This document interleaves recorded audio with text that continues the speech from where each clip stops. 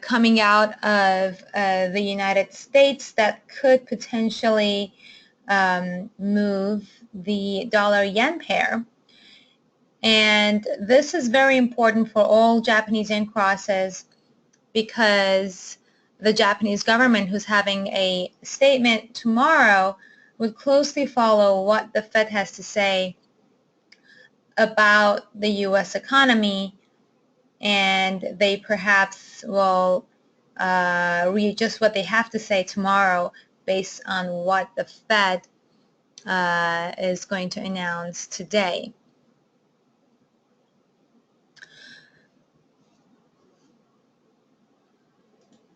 If you can hear me, this is a live webinar, so also if you have any questions, please do let me know. So if you can hear me, please type in the Y for yes. Type in the double Ys if you can see the screen. The screen currently is saying what to expect from the JPY crosses in May. So thank you so much for your response. Okay, awesome. So I think the people who can't hear me, I don't know what is going on, but the majority of the people here seems to be hearing me right now. So we're going to go ahead and get a head start with the fundamentals first, and then we're going to get into the technicals. We want to cover as many Japanese yen crosses as possible today. All right. So just so you know, this is what I look like. This is me, Kiana, CEO of Investiva, and today we first are going to focus on Japan's economy. And how many of you guys have ever traded a Japanese yen crosses? Type in a Y for yes if you have traded a Japanese cross. That could be the dollar yen, the pound yen, Kiwi yen. So, all right, so we have a number we have a number of dollar yen traders. So that's a good start because we are definitely going to cover dollar yen. And if you trade any other yen crosses, also we're going to cover them as well. We're going to, after dollar yen, we're going to focus on pound yen because that could be kind of interesting as well. So as far as Japan goes, one of the biggest things that has recently happened in Japan has obviously been the earthquakes that happened last week, and that kind of had a shock in the economy and got the Japanese yen to get weaker. Over the weekend, they had 2 earthquakes. Well, earthquakes are very common in Japan. However, the bigger ones are the ones that we actually hear overseas about, and these ones were actually some of the big ones. They were nowhere close to the tsunami back in 2011, but just so you know, when you're trading currencies, every natural disaster could also play a role in that currency's strength. So with that in mind though, so if you were worried about the Japanese earthquakes for the coming month, it seems like Japan has got it back together and it didn't have an long-lasting effect on the Japanese yen so far. And so this is one of the things that we cannot obviously predict. If they are going to have another earthquake in May, that will obviously affect and impact the Japanese yen in a negative way. That will mean that the dollar yen would go up. But just for now, this is something that will probably not come up for the time being. Another important thing about Japanese yen that you need to keep in mind is obviously the stronger yen that we've been seeing recently. Actually, let me just bring up my Orbex. I'll just bring up my Orbex, how do you call it, platform, so we can, while I'm talking about the currency pairs, we can also take a look at how the Japanese yen has been doing. versus the dollar. So on the monthly chart, this is the amount that the Japanese yen has gone down. It's I think my platform may not be up to date, but it has been dropping, and do something so that they kind of counter react to what the Fed would say today. All right, and so focusing a little bit more on the Japanese economy. So as I actually mentioned before, the consumer confidence is weakening in Japan, and it's basically, it has been going on for a while. Japanese people are not as confident in the economy in general. Some of the reasons to why, not only because of the weaker Japanese yen, but also because of their aging population. That is one of their biggest issues that they have. And one interesting thing that I recently heard is that, well, because they have such an old population, about 70% of the Japanese population is about 50 or something. I'm not sure about the exact numbers, but it is growing, the Japanese population, and the life expectancy is pretty high. And with that, some speculation, some analysts believe that actually a weak Japanese yen, a strong Japanese yen benefits the older Japanese population, because they are the ones who buy, drugs, and for health, and they travel a lot. So those are the people who actually really appreciate a stronger Japanese yen.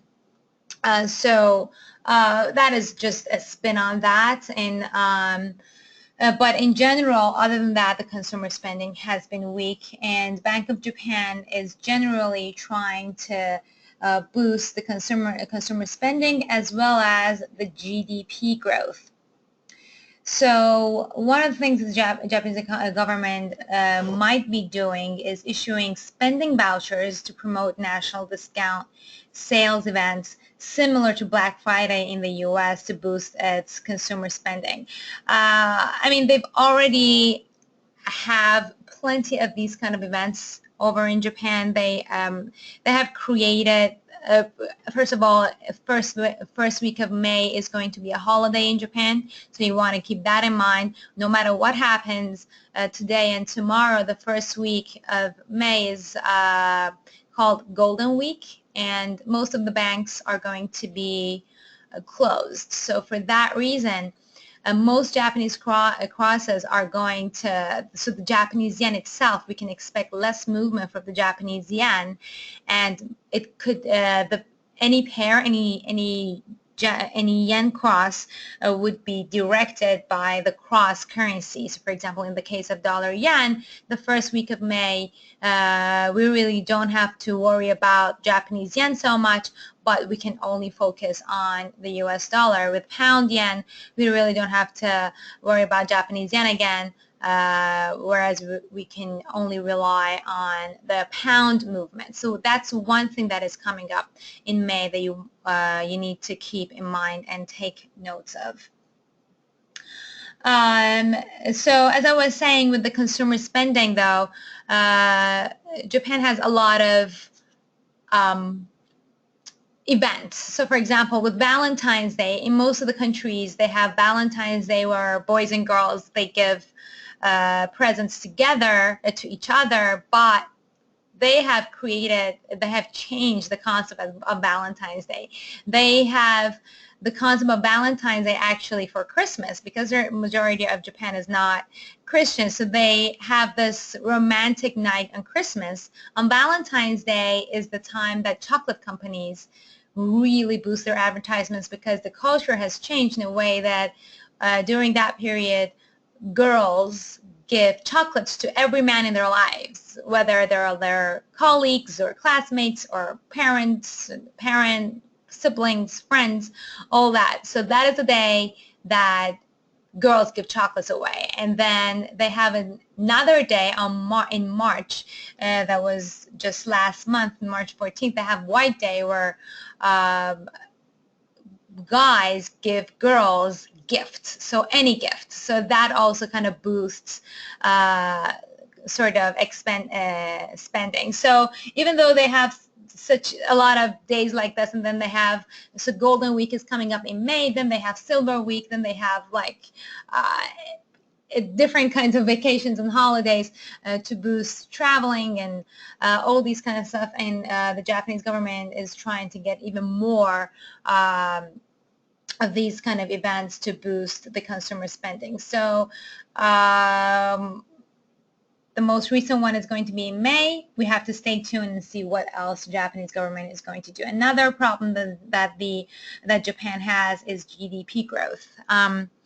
Japan used to be the second largest economy in the world, and now it's third because China just surpassed them a few years ago, and this is still the case, and Japan's GDP continues to either remain the same or weaken, and that is one of the other aims of Japan, to boost their spending. So Japan is very famous for their electronic products and also cars.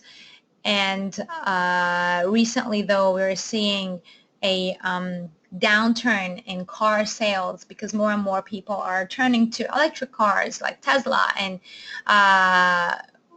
it's not the days that Honda and Toyota or Lexus were just like some of the best cars to buy are coming to an are getting, I'm not going to say coming to an end, but the spending is lower. So for that reason also Japan's GDP is going down. One other thing that Japan is really working on hard is the PPP treaty, which is the Pacific free trade between the Pacific countries, including Japan, Australia, and some other countries, and they're working to get that treaty done. And that would massively benefit the Japan's economy, but that is still impending, and it could heavily depend on the next president of the United States as well, whether they support this idea or not. So these are the things that we want to know in general about Japan's economy. All right, do we have any questions so far? So now that we're done with Japan economy, we're gonna look at dollar yen. But before that, we also need to know a little bit about the U.S. economy. And for that, we're going to look at a few factors that can give us basically an idea about what the U.S. economy has been doing. We have got plenty of questions in the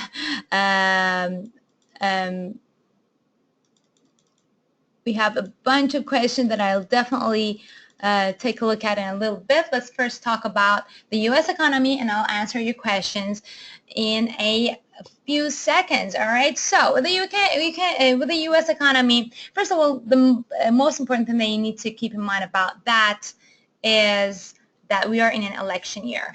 In an election year, normally the country gets a little bit chaotic because people are scared. People who are supporting a specific party versus the other ones, and there's kind of a fear going on. What if this person is elected? And especially this year, which has been a very interesting show globally, actually, and we have very interesting candidates, and depending on who's going to get elected, the outcome for the U.S. can be drastically different. On one hand, we have Donald Trump, who is really a newcomer to the political arena.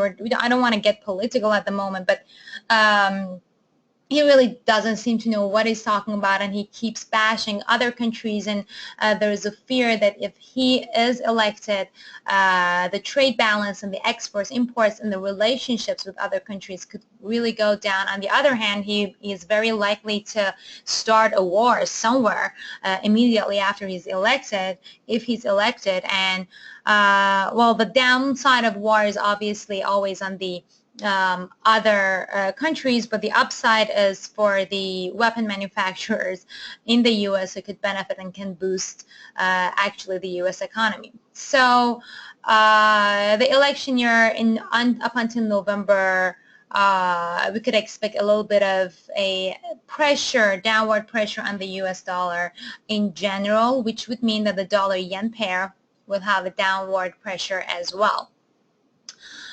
With that, other than that, today, as I said before, we're going to have a very important meeting coming up because we still don't have anything available for that. I'm not going to talk that much about it, but in May, depending on what's going on today, what will happen today and tomorrow, we can basically get the tone of what's going to happen to the Japanese yen crosses in general altogether. The reason why is that right now, the Japanese yen, the dollar-yen pair, which is one of the most important pairs for the Japanese economy, has bounced back up from its lows of beginning of May. It went all the way back, all the way down to 107, which was pretty critical for the Japanese government. And they basically try to set or devalue the Japanese yen. I've been talking to some of the banks in Japan, and it seems their stretch is 105. So if we do see a fall back down to 105 with the dollar yen, the Japanese government or Bank of Japan will try to do something else to devalue the currency. And to answer your question over here, I just saw what can Japan do to weaken the Japanese yen? So that answer is, well, there are a bunch of things they can do. They can do a quantitative easing, which is printing more money. When you print more money, that is called QE, right? So when you print more money, the currency gets devalued. And so that is one thing that Japanese government can do. They can add a stimulus to their economy. And, in March was it that they actually introduced negative interest rates, which also devalues the currency. So negative interest rate has been practiced, but not only Japan but also Europe. So Japan tried to do that back in. Let me actually get the exact date. So Japan tried to do that back in February. The Japanese yen did spike up after that, but it didn't last long, and it consolidated for a while at the 113 level, and then we had another set of downfalls. So the sentiment in general with the dollar-yen pair is to the downside. If today the Fed comes out and say they are incredibly confident in the U.S. economy for the next quarter or the coming months, and they are thinking of raising the rates pretty soon, because we went from as recently as December, the Fed was expecting to hike the interest rates 3 or 4 times in 2016. And as of last meeting, the FOMC projections indicated many members believed only one more hike would be justified in 2016. So that is that obviously had a downward pressure on the dollar-yen pair. And so if today they come out and say, okay, they kind of have the tone that they might have one or more or even 2 interest rate hikes in the remaining of 2016, that could create a boost in the US dollar, and therefore for the dollar-yen pair, we could expect it to go higher up. On the other hand, if they come out and they're incredibly dovish and not confident in the economy, especially because the U.S. gross domestic product, the GDP, is also thought to have weakened during the first quarter, and a slowdown in the consumer's expenditure is likely to push the annual rate down to 0.7% from 1.4% that was seen in the final quarter of 2015. So with these, the Fed is actually likely to do nothing, either not change the tone or be even more dovish. So depending on the outcome, then we have to look at tomorrow. So what I'm trying to say today, I know that I've been a little bit confusing. What I mean is that if the Fed is hawkish today, if they say that they're very confident in the U.S. economy, we could see a boost in the U.S. dollar, in the dollar-yen pair. And then in return, tomorrow we are likely not to see anything important or any radical decisions out of Bank of Japan. On the other hand, if the Fed comes out and says something incredibly dovish and says, oh my God, like the U.S. is doomed, which is very unlikely. I'm just saying it as a scenario and I'm kind of exaggerating. But if they do that, then we can expect the dollar-yen pair to go really down, or like to have a, well, right now it's kind of consolidating. It's right before the statement.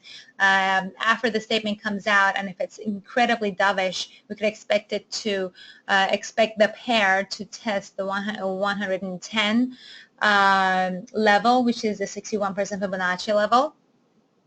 And if it goes below that, or even back to 107, that is when we could expect the Bank of Japan to say something or do something tomorrow. But as of now, we are not expecting Bank of Japan to do anything extraordinary to devaluate Japanese yen tomorrow, especially because in 3 days they are going to enter a 1-week-long holiday. So I believe that they're trying to basically calm down the market so people can go and get on vacation without having to worry about what's going on in Japan with the economy. All right, so let me just check and see if my platform with this. All right, so this is the euro dollar. Actually, this is the daily chart of dollar yen that we have, that it has been just going down, completing a saucer top pattern, as you can see, in a saucer bottom pattern, and now it's actually getting into a saucer top shape. On the monthly chart, we're still above the Ichimoku cloud. The interesting thing that we have a massive and long bearish candlestick in January, and that reason was basically the complications with China. And the reason why the Japanese yen is incredibly strong right now, it's the strongest, it's the best performing currency of 2016 among the G10 currencies. So I mean, if only Japan liked a stronger Japanese yen, they wouldn't even have to worry about it. But the problem is that they actually don't. So it has dropped the most. Basically, it has strengthened. The Japanese yen has strengthened the most against other currency pairs, specifically against the U.S. dollar. In February, we saw the biggest drop. Then we have a period of consolidation with this spinning top candlestick that appeared in March. Then it was followed by yet another candlestick that we're seeing right now. This is still not completed yet because this is the April candlestick. This is the hammer. It tested all the way down to 107, and based on today and tomorrow, we could see what shape this is going to take, and based on that, that would basically set the tone for May. So as of right now, this is as I said, it's a hammer. It could be actually a reversal signal if it remains this shape, because it tested the shadow on the bottom is very long of this candlestick, and then it went back up. So if something happens and we have a very good outcome of a Fed today, or something happens from tomorrow and this actually changed into a green, it goes back up, or it turns into a doji candle, in that case we can actually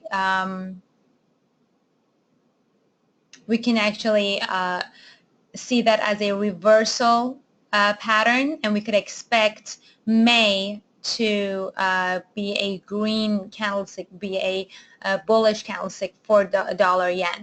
So as I said, only looking at the candlestick patterns. I'm going to actually add some other indications over here, other indicators. I'm going to look at Bollinger Band. So with the Bollinger Band also, we can see that the pair is now scratching the bottom, the lower band of the Bollinger Band, and we could normally expect basically the pair to go back to the middle. So this is our kind of second reversal in a long for May, second reversal indication when we look at the monthly chart.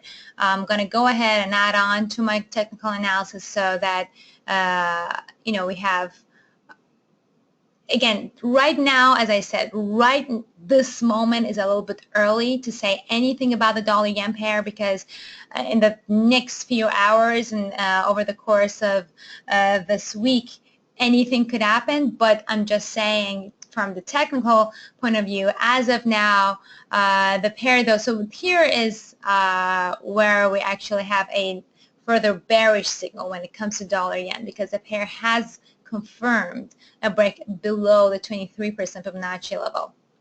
And that can mean that we could see further drops all the way back down to 105. And as I said, 105 is a very important level, and that is the level that the Japanese government can really tolerate with yen strength. And if it does get all the way back down to 105, that is when we could expect a stimulation from the Bank of Japan. So they are kind of all right with the 112, 110 kind of area. And if nothing really important comes out of the Fed and BOJ today and tomorrow, that is when we could expect the pair to actually just consolidate between these two pivot levels, and the pivot levels being, I would actually say, I'm gonna for the pivot levels, I'm gonna turn back into the daily chart.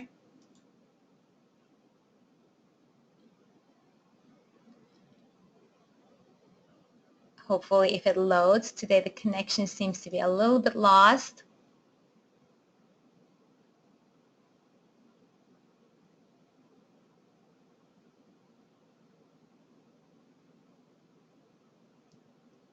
All right, I'm hoping that you can still hear me, because I just saw that the connection was lost for a second. So what I'm trying to do is to get back onto the daily chart of dollar yen so that we can see the pivot levels. So the pivot, I would say, for May, again, so this is the scenario if nothing really important comes out of either the U.S. or Bank of Japan in the next 24 hours. So I'm going to draw another Fibonacci level over here, which follows this one. So this just shows how important the 112 level is, because not only this is the 76% Fibonacci on the longest, on the 23% Fibonacci in the long run, longer term analysis, it is also the 23% in the shorter term. So 112.54 is our resistance at the moment, which also happens to fall right on the lower band of Ichimoku. As you may have noticed, when we click back and forth between the monthly and the daily charts with dollar yen, on the long run, in the long run, the pair is above the Ichimoku cloud. However, in the short-term period, in the short-term period in the daily chart, it is below the Ichimoku cloud, and it actually is above the middle band of Bollinger. So it's a little bit of a mixed scenario. So we are not seeing the long-term analysis and the short-term analysis kind of matching, and that is why we could expect the pair. This could actually mean that the pair could consolidate furthermore between these levels in the month of May. Just to follow the suit also of the holiday that we're going to see beginning of March. So this is what I believe the pair will bounce back and forth between in the month of May. It falls directly between the two Bollinger Bands. It's below the 23%. And because the pair hasn't even attempted to go inside the Ichimoku cloud, I would say the downward pressure from here, we could see a little bit going back down to 107 and going back up.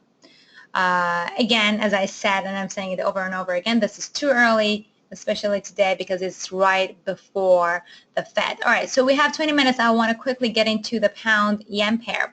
And this is also very important because, well, the British pound, when we're looking at the pound-yen pair, so we already have covered the Japanese economy and what can expect to come up in the next month.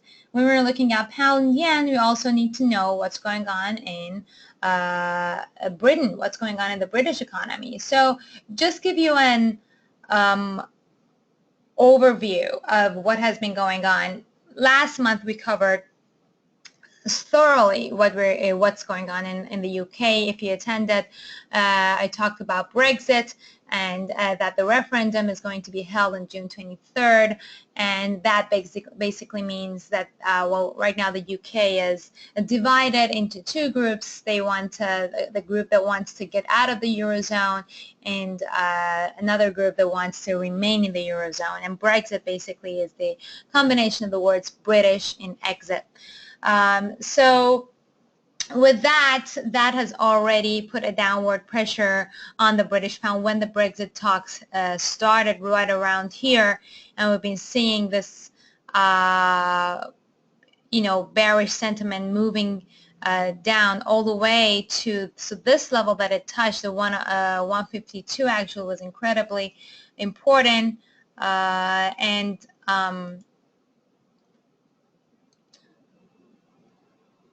right, so we actually touched. So this is still, so again, when we switch back, when we click back to the monthly chart, we can see that it's still above the Ichimoku cloud. However, it did touch below. It did touch, the surface of the Ichimoku cloud, and then it bounced back up. All right. So with that, even though most of the economic data out of the U.S., including their industrial production, their PMI, their housing prices, and their retail sales, so all of these have been coming out in red, right, in the past, in April. But the one good thing that the British pound had out today that has been also helping it a lot was a better than expected GDP. So even though it didn't really change from last quarter, which was 2.1%, most traders, investors were expecting the GDP to come out at 2%, but it came out today at 2.1%, which helped the British pound to go back up. So GDP is a very important factor in that. And tomorrow, just so you know, we have the consumer confidence and mortgage approvals that are also going to affect the British pound in that sense. All right. So with that, so going back to the pound yen as a pair, I'm going to do a quick technical analysis to see what we can expect for the pair to do in May. All right, so this is my Fibonacci retracement level. All right, so as we can see, the pair is now testing the 50% right over here. All right, so this can be considered as our pivot level, 156.50. It has not been, it has been testing it each and every month since February. So in February, went all the way back, all the way down. That was the first time we tested it. It had a good month in March, started up here, but then this month again it tested it, but now we have this massive shadow on this spinning top. So this is basically the area of indecisiveness, and if we don't see a specific reaction from the markets today and tomorrow, we can expect either the consolidation to continue, or even if May starts out in a bullish with a bullish kickoff, that is when we can consider that as a bullish reversal signal. Because right now, after a spinning top pattern, you normally want to look at the next candlestick to see what you can expect. And so far we have a bunch of bullish signals, especially because the 50% Fibonacci level seems to be holding on the monthly chart. Right, so going back to the daily, we can also see another bullish signal. I mean, it's not entirely bullish, but the fact that the pair is at least cracking inside the Ichimoku cloud is still a good sign. So in May, if you're looking to trade the pound yen, this is where I really want you to pay attention. This could be a very, very delicious pip making machine for you. 165. This is the level to keep an eye on, or right above the Ichimoku cloud. Because the minute the pair breaks above the Ichimoku cloud, that is when, and by break I mean confirm above the Ichimoku cloud, that is your biggest bullish signal for the pound yen pair. We already have a bunch of bullish signals, but we're waiting for this final bullish signal, and if it cracks above it, and then we have the fundamentals also supporting it, and if the Japanese yen is like on the way to devalue furthermore, that is your signal. And so in May, look for this level, look for 165, right? So this is when I want you to take a note, okay? And as for target, these are what you can target. Obviously, the 23% Fibonacci could be your first resistance and target, which falls right on 176. So the resistance is at 176, but if you are going to trade this, I would recommend that you actually have your target a little bit below 176, because normally a lot of times, even though the 176 is the resistance, as you know, so many people know these kind of technical analysis, so I would recommend that if I'm again saying this scenario, if you're following this scenario, a bullish scenario, and you're targeting something, I would recommend that you actually have your target below 175, potentially at 174 over here at this high, or even lower, just to be safe, so that you can get out of your position with profit before something happens.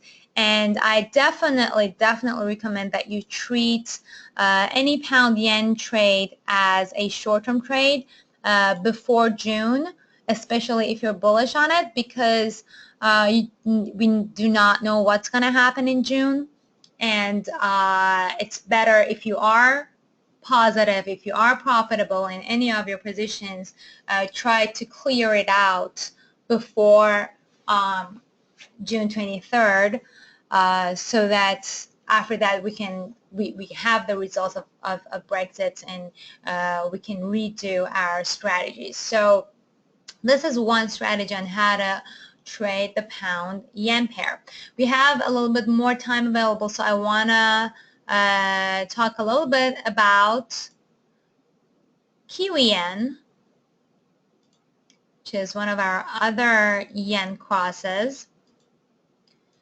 I'm not going to get too much into the Kiwi's fundamentals at the moment because we don't have much time, but and I do want to cover as many yen crosses as possible. But just to give you an idea of how New Zealand is doing. So New Zealand is the place that the Lord of the Rings series were filmed. So that is important to know. And that actually, the reason why it's actually important is because it has really boosted New Zealand's economy because a lot of tourists who do go to New Zealand want to see those the sites of where the Lord of the Rings were filmed. So that was obviously a very good thing for the New Zealand dollar as well as New Zealand economy in general. But one other thing that you want to keep in mind with Kiwi is that they are just entering winter season because they're in the southern hemisphere. And winter is, well, winter in the northern hemisphere is normally very good for the economy because you know, Christmas is coming up and all of the other good things. But with New Zealand, well, Christmas is obviously not in June, so they're harvesting and you know, consumer spending normally slows down. And as we saw actually yesterday, their trade balance came in lower than expected, so that was a little bit of a downer. Their consumer price index has been you know, slightly better than expected and then before. And they're the most important thing actually for New Zealand is their GDT price index. And that is something that you need to keep an eye on. All right. So, but the Kiwi versus the U.S. dollar obviously had it took a downturn before in the previous month, but now versus the Japanese yen, which is a strong currency, we also have been seeing this downturn. It seems like it might be forming a saucer top, but we still don't know. It's very, very early to tell. So I'm going to conduct a technical analysis on this one as well. I'm going to first add an Ichimoku cloud to see where we stand in the long-term point of view. All right. So the pair is just attempting to enter the Ichimoku cloud. So it's very interesting when you compare the pound yen monthly chart versus the Kiwi yen monthly chart. They are both almost trying to, you know, enter the Ichimoku cloud, and they are kind of not really successful. All right, so any stimulus, so one thing that you need to obviously keep in mind is that the Japanese yen is the second quoted currency in all these crosses. So the stronger the Japanese yen, the lower these currencies will get and will drop, right? So with the Kiwi yen, we're right now seeing the pair attempting to break through the Ichimoku cloud. I'm going to create a very long-term Fibonacci retracement level just to see where our levels are standing. So now we know why exactly this, like where we exactly stand. So this level in the middle of Ichimoku cloud falls also on the 38% Fibonacci, which marks our pivot level right now for the Kiwi yen. So in May, right now in April, we actually saw that it kind of backed off. We had this long shadow. We have this long shadow, like with all the Japanese yen crosses, we're seeing this long shadow at the bottom of the candle, which is a, you know, bullish reversal signal. And if in May or even today or tomorrow, based on whatever that happens, we see the pair to go above the Ichimoku cloud with even or forming even a longer shadow, and then in May we have a start above the Ichimoku cloud, that is your bullish reversal trigger for the Kiwi yen pair. So this was the monthly chart. I'm going to also zoom in a little bit and see what's going on. We have kind of the same situation over here. The Ichimoku cloud over here is in red, so that is obvious why, because the pair was trading within a downward channel since February, right over here. And now it seems like it's trying to break above this channel. And just so this is basically backing up our Ichimoku scenario. If you're not familiar with Ichimoku, you can take a look at the channel, and this is basically our slided resistance level, and a break above it. It has been consolidating for the past week. A break above this could be our bullish reversal signal, and then we would be targeting this level. So this 23% Fibonacci, which falls right in the middle of this important zones we've had, right in the middle of here. The pair consolidated at the 82 level for a while. It is a high of back in November 2015, and then a triple top formation, middle of the triple top formation. So this zone obviously is pretty important. This can be our long-term resistance. For a short-term resistance, if you wanna, if you're already bullish with Kiwi yen, this is our shorter term resistance. So I don't want to get ahead of myself. I don't want to be all bullish on the yen crosses. So alternatively, if the catastrophe is going to happen today and the Fed comes out incredibly dovish, and so if the Japanese yen, if the dollar yen pair drops today to 107, that obviously is going to impact other yen crosses as well, because dollar yen is one of the most important yen crosses out there that the Japanese really care about, right? So if it falls back to 107, we can have that, we can see that effect on other yen crosses as well. But at the same time, if it does fall below 107, that is when we can expect the Japanese government to do something.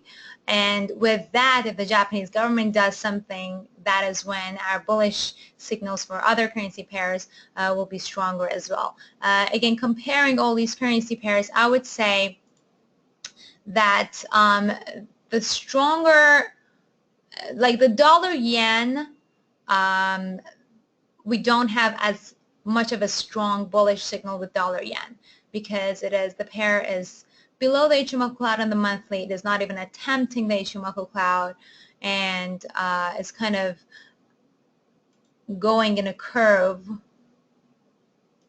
right? So the curve over here is pretty brutal, I would say, even though on the monthly chart we do have the bullish signal. So we have a bullish signal on the monthly chart. We don't have as much of a bullish signal on the daily. However, with the daily on pound yen, so the bullish signals with pound yen and Kiwi yen is a little bit stronger comparing to that, because on the daily the pair is already attempting to break the Ichimoku cloud. With Kiwi yen is even stronger. So I would say if you are thinking that the Japanese yen is going to devalue, if you are on that board, if you're on that group and you think that the Japanese yen is going to weaken, then your best bet at the moment seems to be Kiwi yen. If you think that the Japanese yen is going to get stronger, if you're the group that think that Japanese yen, like any yen cross is going to go lower, then the dollar yen pair would be your best bet, although we still need to wait at least until next hour when we see the statement coming out of the U.S. economy. Again, thank you so much for attending. Today we covered, for those of you who've been getting in and out, and I noticed that we had an interesting in and out, I just wanted to tell you what we covered today, because this is going to be available later. We covered the dollar yen pair, we covered the U.S. economy, the pound yen pair, the UK economy, and Also, if you need to know a little bit more, if you're not very good at listening, you want to read about this, definitely feel free to go to investiva.com and our media. Under media, I have written an article about the dollar yen. I wrote it yesterday. Right over here, and I've gone a very specific and detailed technical analysis on the dollar yen pair that you can also access. Again, thank you so much. If you have any questions, this is your time to ask. I hope I answered all the questions that I saw over here. I'm going to stay here another 2-3 minutes to see if you have any other questions. So again, thanks a lot. Oh, okay, I got a question. What do you think about FOMC today? All right, that is a great question. I'm not going to speculate because I don't trade on a speculation basis. Right now, from what I'm seeing that's going on, a lot of the market is actually down. The treasuries and the yields are falling ahead of FOMC, and today the Dow in the morning was down and right now is going up. But I would just say don't expect fireworks from today's meeting and tomorrow's because Janet Yellen is potentially not going to add to the fuel of the election year that it is this year, and they definitely did not give any hints about like a rate hike to be anytime soon. That's why my expectation is that it's going to be very steady, but we're not speculating. I'm not pushing you to trade at the moment. But within the hour that the market is going to come out, that the results are going to come out, we could expect a little bit of a volatility. In fact, if we look at the 15-minute chart, we can see actually the dollar yen is actually high and up and is reaching the Bollinger Band over here. So it seems that the market at least is kind of optimistic of what could be expected from the Fed. At the time of the announcement, expect a ton of volatility. If you are a day trader, that is a time that you could trade the market for a short range and get out of the market with your stop and limits set properly. All right, Tarex, thank you for your question. Thank you so much for attending, and I'll hope to see you next, I think in May, that we're going to have our next webinar. All right. Thanks for joining. Good night, everybody.